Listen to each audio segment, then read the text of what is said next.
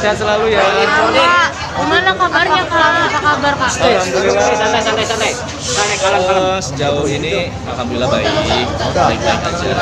Kesibukan sekarang lagi mungkin. Aku kemarin lagi ada proyek kecil kan sama brother kosan. Jadi semoga proyeknya berjalan lancar, terus teman-teman senang sama karyanya. Pasca kemarin sudah putusan nih, menanggapinya gimana? Aku udah infoin sama lawyer pendamping dari aku sebagai penggugat bahwa putusannya sudah diterima, dikabulkan sama ketua majelis. Jadi tinggal tunggu ikrar talaknya nanti yang akan kita hadiri. Nggak tahu kapan, nanti belum dikabarin soalnya. 2 minggu lagi katanya. Katanya mungkin begitu. 2 minggu lagi. Berarti sendiri harus hadir ya, untuk membacakan ikrarnya sendiri harus hadir ya? Iya betul, harus hadir. Dari nanti akan hadir. Insya Allah kayaknya kalau memang diharuskan hadir, saya akan hadir. Mungkin kenapa kemarin nggak datang? Harta gini yang nggak disebutkan dalam persidangan? Nggak ada harta gono gini, semua yang Neng punya itu punya dia. Mas Angga katanya udah dibeliin itu ya, apa kado mobil sebenarnya? Nggak ada. Kalau misalnya Neng memberi sesuatu, ya alhamdulillah aku terima. Cuman kalau misalnya kendaraan, kayaknya nggak ada. Mas Tapi perihal itu yang katanya memasukkan syarat itu seperti apa nih Bang? itu apa, tanda tangan ya? Iya, Tanda tangan betul. kontrak ya? Ya, memang kemarin itu kan ada pekerjaan yang memang masih nyangkut di aku 2 pekerjaan itu. Nah, pekerjaan yang pertama itu kan aku sengaja tanda tanganin yang pertama untuk mempercepat, karena komunikasi aku udah nggak bagus sama Neng. Nomor aku udah di-blok udah lama. Diperuntukkan hanya untuk mempercepat prosesnya aja, karena aku bertemu sama klien itu tidak lama dan dia harus kembali keluar kota. Pada saat itu seperti itu, tidak ada niat lain. Oh, berarti karena pekerjaan ya Mas? Hanya pekerjaan saja. Tidak ada misalnya kalau memang Neng merasa dirugikan, aku mohon maaf yang sebesar-besarnya atas tindakan aku yang satu itu. Aku jujur terus terang tidak ada niat untuk merugikan, tapi kalau misalnya Neng merasa dirugikan, aku mohon maaf yang sebesar-besarnya dari dalam hatiku. Dan kalau memang ada yang harus diselesaikan, pasti aku selesaikan. Gitu, dibicarakan aja baik-baik. Tapi memang ada keinginan dari Kak Angga untuk memberitahu gitu kan, karena kan sebelumnya udah diblok gitu, terus tiba-tiba ada pekerjaan. Aku pasti komunikasi sama pekerjaan itu memang masih dalam proses. Aku waktu itu menggugat ya, mengajukan gugatan. Dan komunikasi aku sudah terputus sama dia, tapi sama tim kan aku masih komunikasi.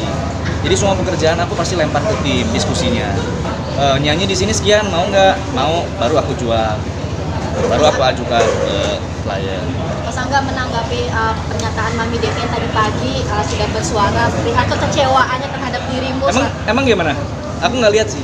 Perihal ini soal mulai dari uang yang masuk, segala macam dan kurang terbuka. Dibilang motif mencuri harta dan Gimana sih Mas? sebagainya. Gini, biasanya kalau misalnya kita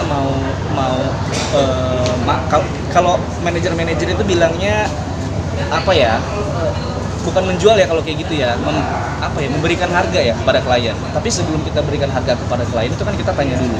Contoh misalnya di luar kota sekian ratus juta, mau nggak? Itu aku ngomongnya sama tim. Kalau bisa dia bilang oke mau, baru aku jual lebih. Itu namanya kan fee marketing menurutku pada saat itu. Kalau memang, tapi ternyata kan akhirnya ketahuan dan semuanya diklarifikasi sama kliennya langsung, dan aku kembalikan fee marketing yang aku punya, aku kembalikan. Dan itu udah clear seharusnya, dan pihak pengundang juga nggak ada masalah sama itu. Disindir perihal mencuri harta gitu gimana Kalau sih? mencuri itu saya tidak memberikan haknya. Ya, misalnya gini, Mbak Dewi misalnya 150 juta, saya naikin 170 juta, berarti 20 juta punya aku. Kan 150-nya aku berikan. Kalau aku tidak berikan, berarti aku mencuri haknya.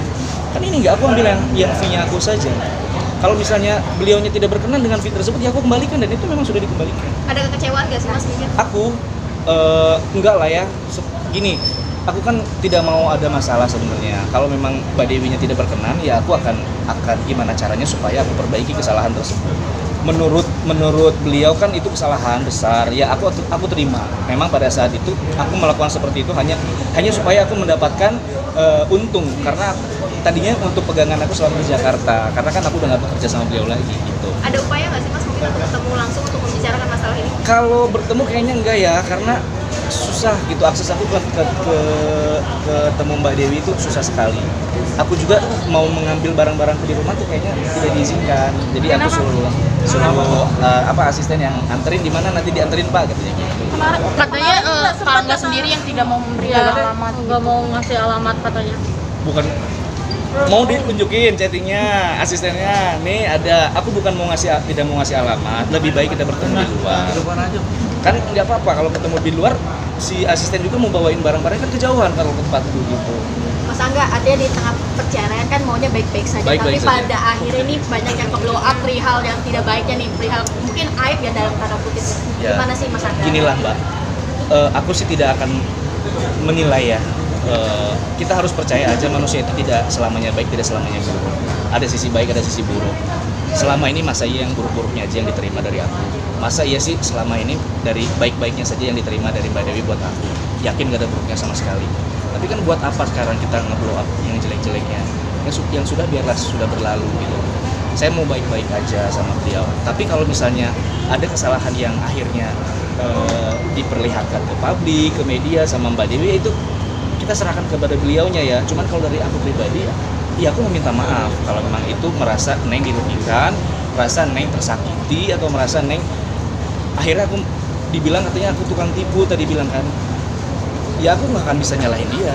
Cuman kalau memang demikian ya aku minta maaf yang sebesar-besarnya. Tapi ada kekecewaan nggak sih?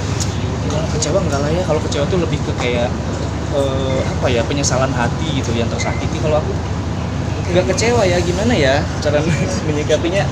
Kalau aku salah ya aku minta maaf gitu aja. Ada upaya memperbaiki komunikasi mungkin Mas? Kalau dari aku sih pengen, cuman kalau dari aku nggak mau maksa ya.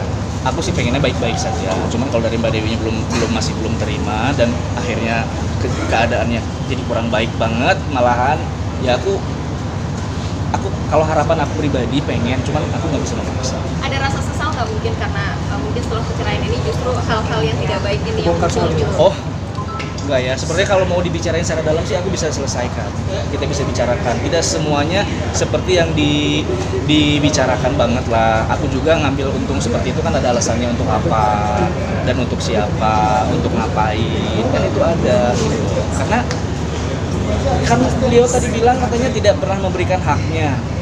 Kalau aku membawa pergi semua uangnya itu aku nggak berikan haknya. Kan haknya udah aku berikan 150 juta, oke, udah saya berikan 150, saya ambil untungnya aja gitu. Kalau misalnya ternyata saya ambilnya 70 juta dan saya berikan 100, baru itu ngambil haknya, karena kan saya dealan dari awal sama Mbak Dewi 150, baru ngambil haknya.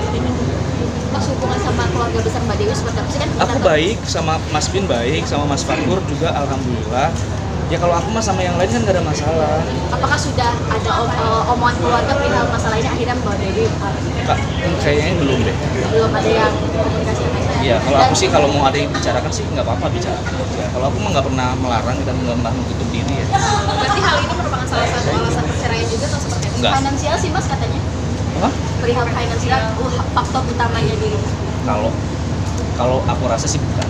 Karena kan dari aku pihak penggugat ya. Kalau dari aku sih bukan itu masalahnya. Aku tekankan sekali lagi. Gitu. Jadi apa? Ada deh. Mas, itu di blok nomornya sudah dari berapa lama? Sejak dari tahun Semenjak pertama bertengkar 2 bulan lah, ada 2 bulan yang lalu. Sampai sekarang udah hampir mau 3 bulan. Kan menyandang status Duda ini gitu, pelajaran yang diambil mungkin dari kemarin. Pelajarannya harus lebih hati-hati. Harus lebih hati-hati dalam bertindak. Harus bisa lebih mengerti pasangan, harus bisa mengerti karakter, karena terkadang kita masih punya egois. Kita misalnya contoh, aku kalau nggak ngerti, aku pengennya diperhatikan, ngertiin terus ya.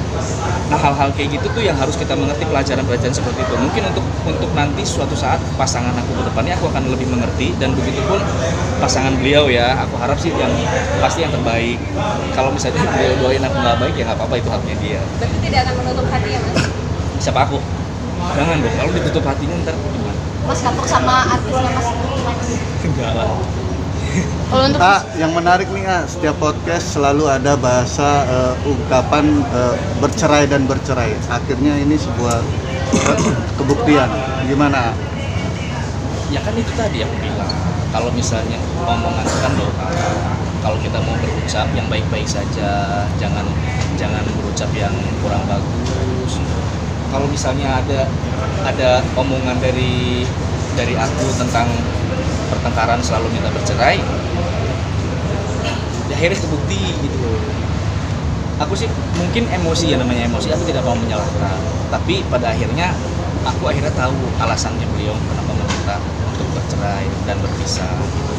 Ya sudah, karena kalau misalnya aku lanjutkan kayaknya tidak akan baik untuk keduanya.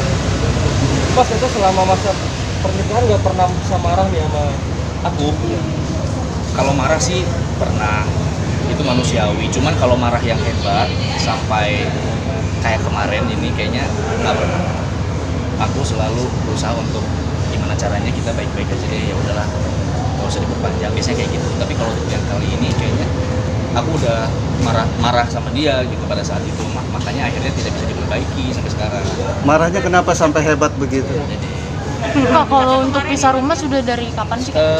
Di saat bertengkar Dari di hari 2 bulan juga. itu? Iya.